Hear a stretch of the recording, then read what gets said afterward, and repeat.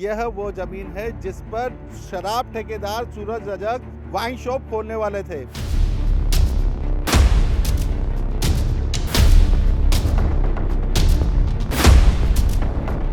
कई सारे गड्ढे कर दिए गए थे जिन पर टीन शेड लगाने के लिए एंगल्स लगा दिए गए थे। इस जमीन की वर्तमान कीमत लगभग 400 करोड़ रुपए है। बिना परमिशन के गवर्नमेंट की लैंड पर भी कैसे लगा सकते हैं, और वो लैंड जो हमने गवर्नमेंट को फ्री ऑफ कॉस्ट में दी है। तो यह बहुत मौके की जमीन है और सूरज रजक को उम्मीद थी कि इस जगह पर वो अपनी वाइन शॉप शुरू करेंगे तो काफ़ी मुनाफा कमा लेंगे। सूरज जी का मेरे हस्बैंड को, मेरे ब्रदर को कॉल आया था कि वो वहाँ पर रेंट पर हमारी लैंड लेना चाहते हैं, तो हमने बोला कि हम रेंट पर नहीं देना चाहते हैं। इस वक्त जिस जमीन पर मैं मौजूद हूँ यह वो जमीन है जिस पर शराब ठेकेदार सूरज रजक जबरदस्ती कब्जा कर वाइन शॉप खोलने वाले थे। यहाँ पर कई सारे गड्ढे कर दिए गए थे जिन पर टीन शेड लगाने के लिए एंगल्स लगा दिए गए थे, लेकिन जो सलूजा परिवार है उन्होंने तत्परता दिखाई, पुलिस को शिकायत की और इससे पहले कि यहाँ पर वाइन शॉप तैयार हो पाती इस पूरे कब्जे को यहाँ से हटा दिया। अब ये समझ लीजिए कि यह ज़मीन बेशकीमती क्यों है। इस ज़मीन की वर्तमान कीमत लगभग 400 करोड़ रुपए है। देवास नाका चौराहा है, ये एग्जैक्टली देवास नाका चौराहा है। यहाँ से ही रिंग रोड शुरू होता है, यहाँ से पूर्वी रिंग रोड शुरू होता है और जबकि इसका दूसरी तरफ एबी रोड है, जो पहले बीआरटीएस हुआ करता था वो एबी रोड सामने है। यहाँ पर फ्लाईओवर भी बनता हुआ नजर आ रहा है। तो यह बहुत मौके की ज़मीन है और सूरज रजक को उम्मीद थी कि इस जगह पर वो अपनी वाइन शॉप शुरू करेंगे तो काफ़ी मुनाफा कमा लेंगे। इसके अलावा दावा किया गया था कि यह ज़मीन सरकारी है, जबकि अभिनेत्री रेमन कक्कर के परिवार ने यह ज़मीन आईडीए को रिंग रोड का विस्तार करने के लिए निःशुल्क दी थी। इसी ज़मीन पर बिना अनुमति लिए शराब ठेकेदार सूरज रजक वाइन शॉप खोलने वाले थे। उन्होंने इसके लिए कलेक्टर से भी कोई अनुमति नहीं ली थी कि वो इस ज़मीन पर यदि सरकारी है तो यहाँ पर वाइन शॉप शुरू कर ले।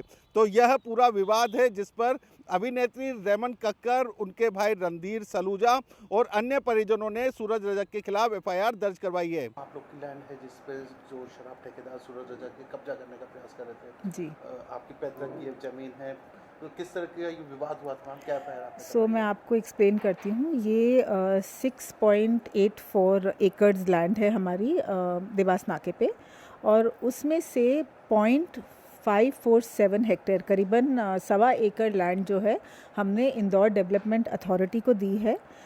उस लैंड जो हमने इंदौर डेवलपमेंट अथॉरिटी को दी है, आज उस लैंड की कीमत 70 करोड़ से ज़्यादा की है, जिसके एवज में हमने 1 रुपया भी नहीं लिया है इंदौर डेवलपमेंट अथॉरिटी से। सिर्फ एक एफएआर हमको मिलेगा, और ये लैंड हमने आईडीए को सिर्फ और सिर्फ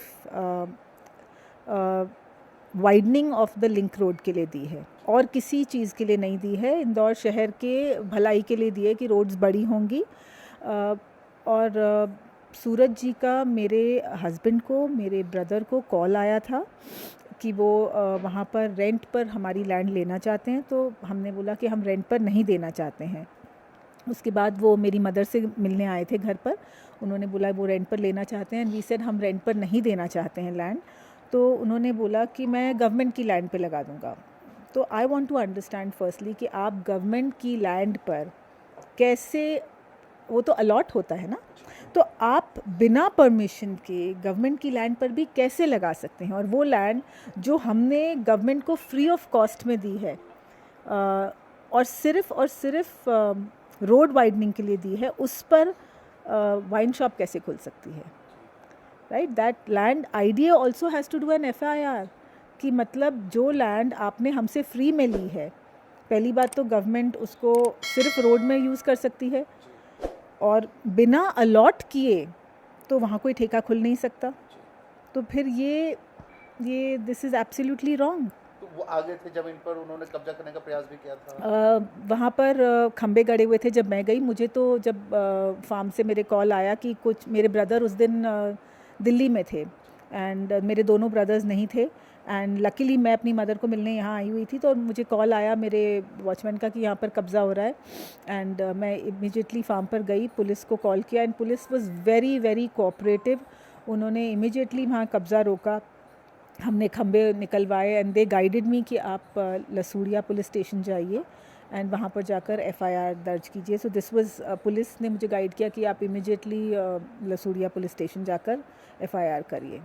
सूरज रजक अभी वर्तमान में काफ़ी रसूखदार हैं, विधायक का संरक्षण भी उनको है, शराब ठेकेदार हैं, बड़े बिजनेसमैन हैं. जी. तो ऐसा नहीं लगा कि कहीं दबाव बनाने की कोशिश की हो, धमकाने का भी नहीं नहीं नहीं नहीं नहीं ऐसा कुछ नहीं किया उन्होंने. कोई धमकी वमकी कोई दबाव नहीं बनाया. उन्होंने आके ये बोला कि उनको रेंट पर लेनी है और हमने हाथ जोड़कर बोल दिया कि हमें चीज़ रेंट पर नहीं देनी है.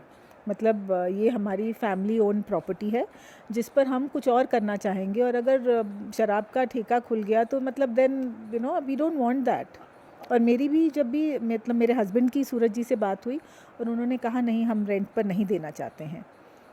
ये पता चला था कि बंटी भैया को शायद धमकाने का प्रयास किया था फ़ोन पे. I have no idea. वो उसका मुझे पता नहीं है. लाइक बंटी ने मुझसे तो डिस्कस नहीं किया है कि कोई धमकी वमकी आई. देयर वाज नो धमकी इन्वॉल्व. बट इतना मुझे पता है कि उन्होंने कहा कि उनको रेंट पर चाहिए. हमने मना कर दिया.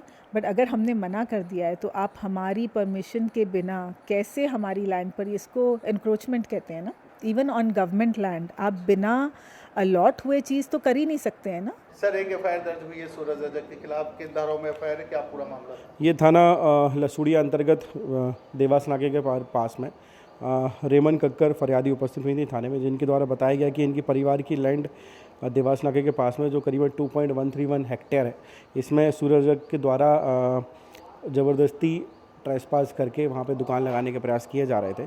उसी शिकायत कर आधार पर BNS 329 सब सेक्शन 3 के अंतर्गत अपराध पंजीबद्ध किया गया है. सर क्या आगे कार्रवाई की गई है, अरेस्टिंग वगैरह कुछ हुई है? चूँकि अभी विवेचना में ही है तो बिलेबल ऑफेंस है. अग्रिम कार्रवाई विधि अनुसार जो गिरफ्तारी होगी उसको करके फिर जो भी कार्रवाई होगी उसमें अपराध में सम्मिलित कर फिर माननीय न्यायालय पेश किया जाएगा. सर ये ज़मीन पे कब्जे करने की धारा है? ये ज़मीन पे कब्जे करने की धारा है.